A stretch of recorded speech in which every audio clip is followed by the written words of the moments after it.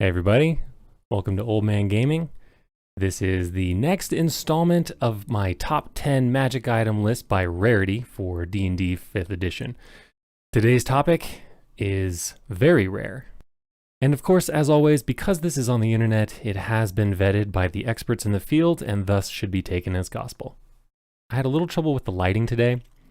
You'll notice that my tie is sparkling, if you will. So just pretend like it's a magic item itself. Otherwise, the green screen is just not working. Anyway, without further ado and other preamble, here's the top 10 list. At number 10, we have the Ring of Regeneration. While wearing this ring, you get 1d6 hit points back every 10 minutes. Who doesn't love some free healing? It also fixes dismemberment. Doesn't happen all that often, at least not in my campaigns, but it's a nice thing to have. Number 9 is a doozy, the Mirror of Life Trapping. It's essentially a extra dimensional jail or transport, depends on your situation, but you can store up to 12 people inside the mirror. The save is pretty tough. It's a DC 15 charisma. Not a lot of creatures have a very good charisma score, so it's a pretty good way to surprise trap your enemies. It's also a great way to transport your allies. An interesting note is that you don't age, don't need food or drink or sleep or anything else. I feel like there's a lot of potential there, although I can't think of anything off the top of my head. But the fact that you can store 12 creatures in here, either friendly or enemy, that's why it's number 9. At number 8, we have the Staff of Striking. Now granted, not a lot of people use the quarterstaff, but if you had this one, you'd probably use it. It's a +3 weapon. And here's the kicker. The staff has 10 charges, and when you hit, that's key, you can spend up to 3 charges, and for each charge, you deal an extra d6 of force damage. But the amount of damage you can do with this, if you're a crit fisher, is ridiculous. It's enough to turn any fan of a blade into a fan of the bludgeon. And as a lot of these weapons and wands and staffs go, if you use all the charges, you have a chance of losing it. So make sure you keep one in the tank. And so at number 8 comes the Staff of Striking. At number 7, we have the Rod of Absorption. This little guy is very appealing to any warlock out there, and really any spellcaster. It works very much like the Ring of Spell Storing, but unfortunately is a consumable. So you're limited to up to 50 levels of spell. However, that's a lot of spells, especially for a warlock. If you get a chance to get this, grab it and thank me later. So again, at number 7 is the Rod of Absorption. At number 6, we have the Rod of Alertness. This little guy has a lot of features. First of all, you get advantage on perception checks and initiative rolls. Secondly, you add a few extra spells to your spell list, none of which are all that exciting, but free spell is a free spell. Now this is the big thing, the Protective Aura. As an action, you can plant the haft of the rod into the ground, whereupon the rod's head sheds bright light in 60 feet and another 60 feet of dim light. While in that bright light, you and any creature that is friendly to you gain a +1 bonus to AC and saving throws, and can sense the location of any invisible hostile creature that is also in the bright light. If you've seen my previous videos, you know how much I love an increase to AC, but mostly an increase to saving throws. So I'm a fan of this little guy. And for all those features, it makes its appearance as number 6 on this list. At number 5, we have the Carpet of Flying, and anyone who's seen Aladdin knows how great these can be. But let's break it down for 5th edition D&D. The carpet comes in various sizes. The larger the carpet, the more carrying capacity. The smaller the carpet, the faster it goes.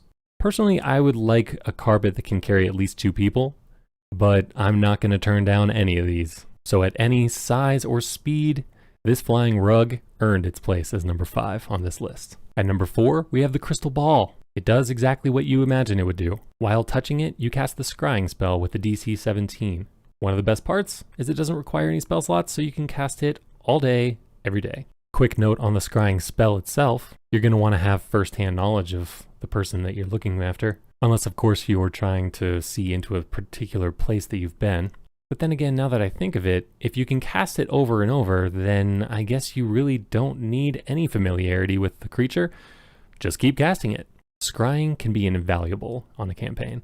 So that's why it gets its slot at number 4. Next on the list is the Robe of Stars, coming in at number 3. You get a +1 to your saving throws, which, as you know, I'm a big fan of, but you also get a +1 to AC on top of your armor, so no worries about replacing anything you're wearing. You also gain the ability to essentially use the portal gun 3 times a day. You cast an arcane gate that you can walk through in one direction. In doing this, you create 2 circles. The distance of the portals has to be within 500 feet, and you have to be able to see where you place the ends of the portal. You can do this up to 3 times in a day.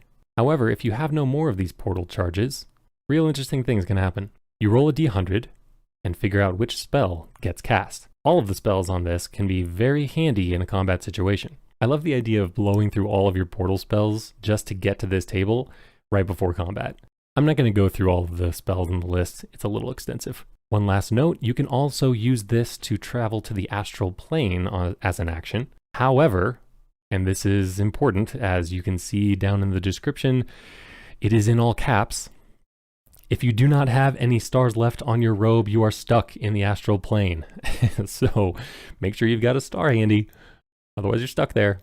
But otherwise it's a great get out of dodge situation. With all these abilities wrapped into one single item, it makes its way at number 3 on our top 10 list. Coming in at number 2, we have the Wand of Polymorph.